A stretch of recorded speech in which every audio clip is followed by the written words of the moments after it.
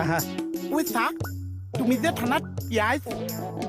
পিয়াজ নিদিও নহয় আমি মানে আপুনি যে থানাত পিয়াজটো দিছে পিয়াজ নিদিও আমি এই পিয়াজ উইস্কা ৱেস্কা উইস্কা যে দিছে মই জানো টিভিত ওলাব পাৰিছো চা টিভিৰ মানুহ মাতি দিম আমি বুজিছা কি এইবিলাক এই যে আজি সৰস্বতী পূজা পাতিছে সেইকাৰণে মানে মই এনেকে